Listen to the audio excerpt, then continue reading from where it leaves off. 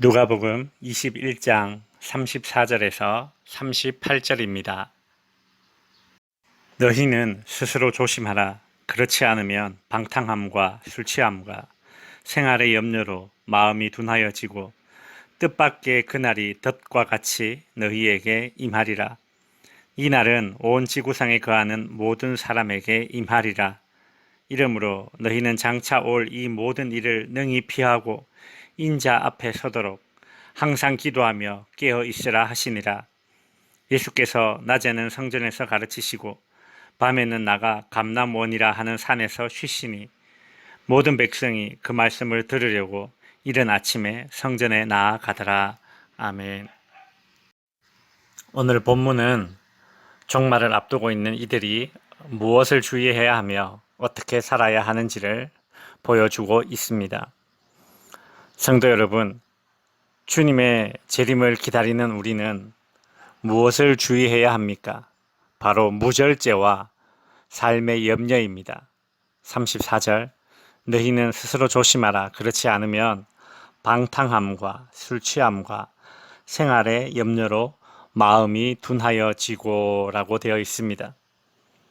무절제는 방탕함과 술취함입니다. 종말의 때에 사람들은 방탕한 삶을 살게 됩니다. 방탕하다는 것은 세상의 욕망에 이끌려 내 마음대로 살아가는 것입니다. 마치 끝이 없다는 사람처럼 그렇게 살아가는 것이죠.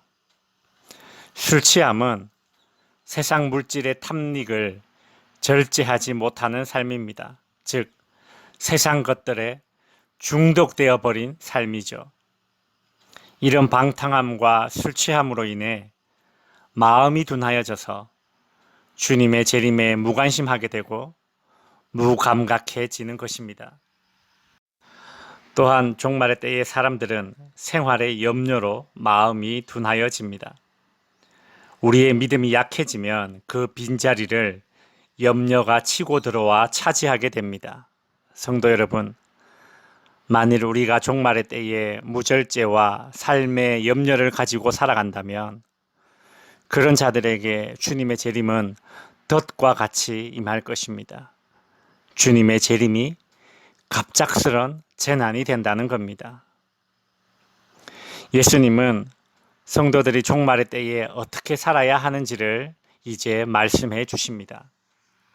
36절, 이러므로 너희는 장차 올 이 모든 일을 능히 피하고 인자 앞에 서도록 항상 기도하며 라고 말씀하셨습니다.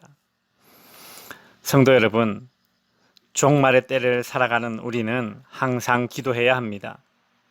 기도의 시간을 규칙적으로 가져야 합니다. 특별히 생활의 염려를 이겨내기 위해서라도 기도해야 합니다. 염려를 이기는 힘은 기도밖에 없습니다. 예수님께서는 예루살렘 멸망을 앞두고 있는 유대인들과 예수님의 재림을 앞두고 있는 오늘날의 성도들에게 깨어있으라는 말씀도 하십니다. 36절에 보시면 항상 기도하며 깨어있으라고 하시죠. 노아 시대의 사람들은 노아를 통해 홍수 심판 메시지를 듣고서도 농담으로 여기며 오히려 노아를 조롱하였습니다. 그들은 돌이키지 않았습니다. AD 70년 예루살렘이 멸망하기 이전에 예수님은 분명히 이처럼 경고하셨지만 사람들은 주님의 말을 귓등으로 들었습니다.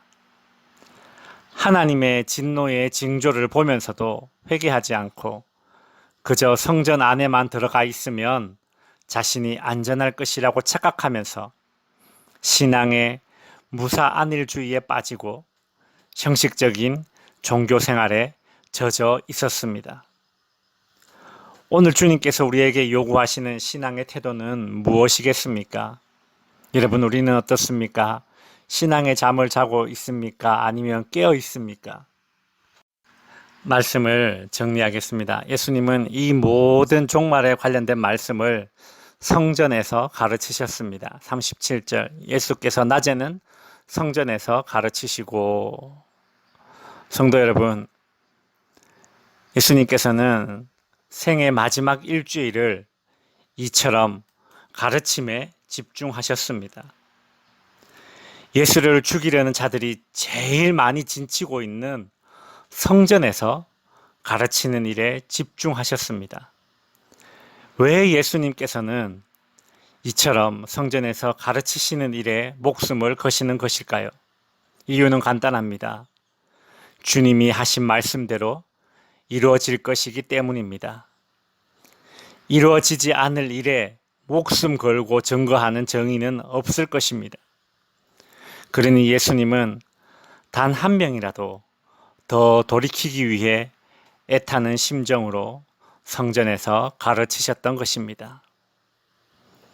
반드시 이루어질 일임에도 불구하고 종말이 나에게 덫과 같이 임하지 아니하도록 기도하는 영성, 깨어있는 영성의 소유자가 되셔서 주님의 재림을 잘 준비하시는 성도님들이 되시기를 축원합니다.